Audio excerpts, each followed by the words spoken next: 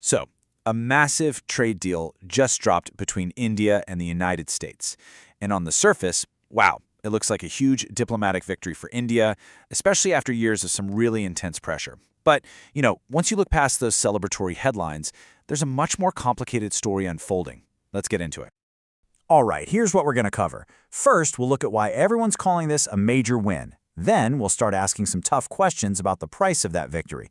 After that, we'll read between the lines on some of the major concessions, and finally, we'll zoom out and see what this all means for the new global reality we're living in. Okay, let's start with the headline news. You have to remember relations have been pretty strained lately, with the Trump administration really turning up the heat. So for India to come out of that with what many are calling a major victory, that's a big deal. Just look at these numbers.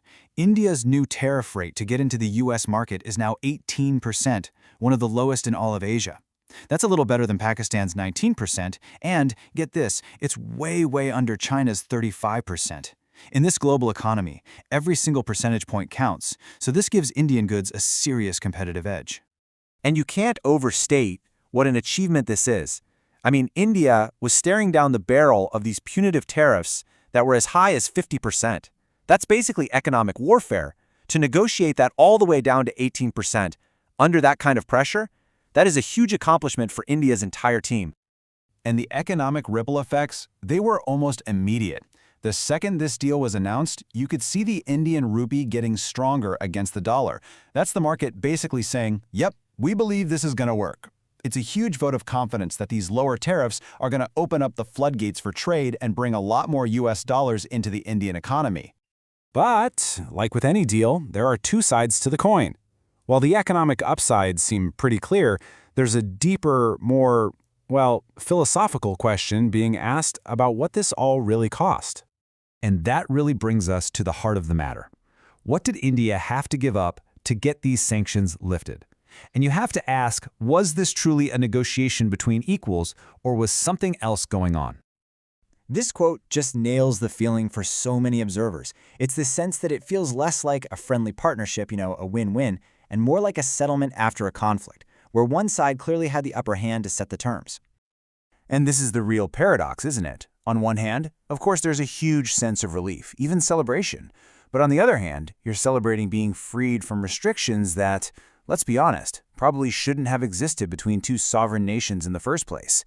It raises some pretty uncomfortable questions. So, to really understand what's going on, we have to look past the Indian announcements and start reading between the lines of what the U.S. side was saying. And that's where you find some of the most controversial parts of this whole thing. And boom, there it is. This was the bombshell.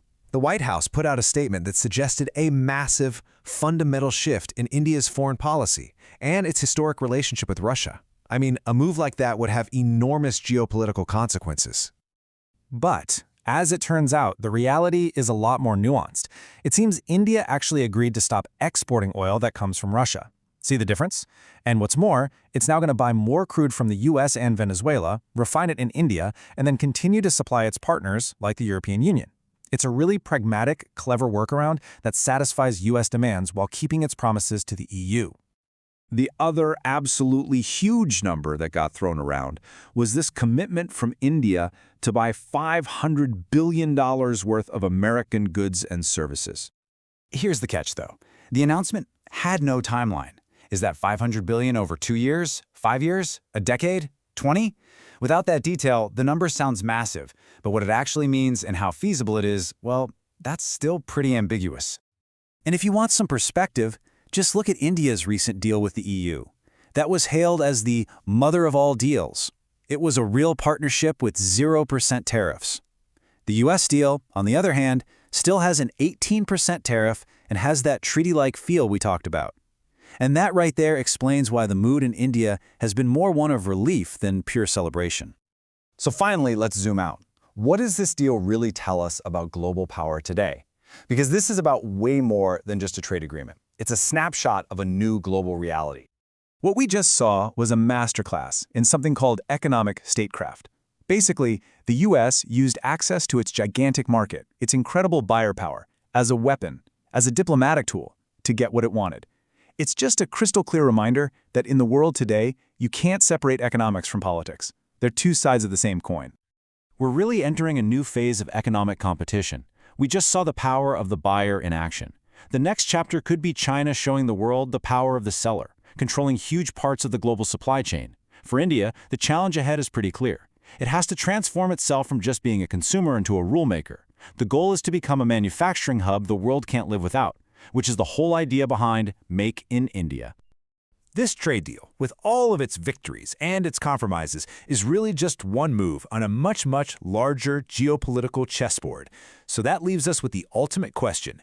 In this journey from consumer to rulemaker, what is India's next move?